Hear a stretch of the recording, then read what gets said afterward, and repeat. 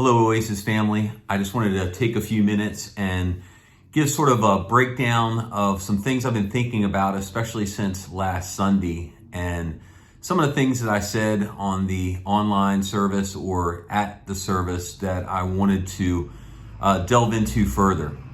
So the part I'm particularly talking about is where there was a bit of a challenge about coming to church, and sort of attributing it to if you go to Walmart or you go to a restaurant, you should be in church.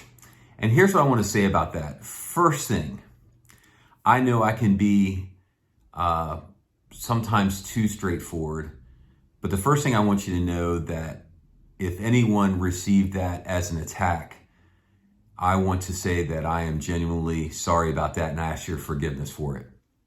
It was not the intention. Frankly, upon this reflection, I looked at the idea that I was so excited. The worship team, it was just phenomenal. The church was alive, and just wanted more people to feel that, because I've heard from multiple people now that whether it's not just being online, but the sound of what you hear, we just can't match what you hear on site. So I wanted you to experience it, and I wanted you to be there. Now, there is a concern that I have in relationship to this season and how COVID has struck us as a church and the church, and even as a nation. And that is this: as Christians, we cannot forsake being together in a discipleship relationship. So that is, if we are not in relationship, I believe we are being disobedient to the Great Commission.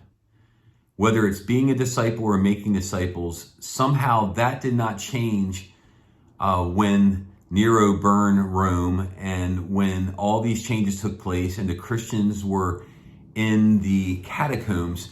That didn't change. And so maybe my desire, and I know actually my desire is that there will be a pressing for you and I to look at our schedule, to look at our activity. And I remember in this, in one of the men's Bible studies, it said, reduce passivity. We need to be active. And it's, there's also other things involved with this. I've seen a number of people, and I've talked to them, and I know them personally, who have suffered greatly dealing with loneliness and discouragement during this time. And so that's not a good thing either. And the people who are going through that love Jesus.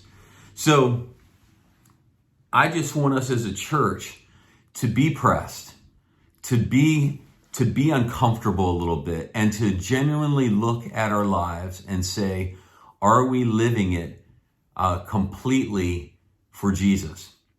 Are we not forsaking the assembling of ourselves together in whatever way, fashion that it can be? That can be Zoom on a weekly basis with a couple of people, or with a group of 12. It can be in someone's home that you're comfortable with. Just actually putting it in the schedule. Because if you're anything like me, the schedule, by the time you know it, a month has gone by. And then 6 months has gone by. And then we just get comfortable and go, well, I can't reclaim that. Yes, you can. Yes, we can. So church, I do believe that we need to honestly evaluate our time and be motivated towards some change. And so I want to remind the youth that we are going to have an event for Taco Tuesday on the 6th of October. We are going to have a church fellowship on the 10th of October. It's a Saturday. We are going to be seeing more things of opportunity. And if those things don't work for you, if that doesn't work, then what does? And press towards that. Say, okay, I'm not going to let this season defeat me, or I'm not going to shrink back and let my muscles atrophy and just get weak. That I am going to flex my spiritual muscles and say, Lord, what would you have for me in this next season? I hope this makes sense, because as the sermon also said, that we are We are in a defining time in history, and I've never seen anything like it, and we need to be ready. And so there's going to be opportunities we're going to have to pray together as a church, to fellowship together, and to look for ideas. So if you have an idea, I'm all ears. I would love to hear, and we'll help you. If it's a good idea, we'll help you enact it. If you are already doing something, maybe you might go, I don't have an idea, but here's what I'm doing. That might stir the process of thought.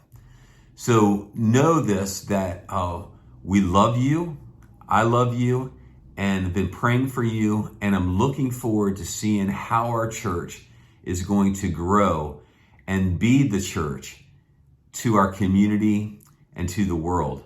And that might seem like a grand thing, and it is. And it's something that is not within my power or your power, but us together collectively bowing our knee to Jesus and saying, here I am, send me, might be the answer. He will give us the answer and the power to do so.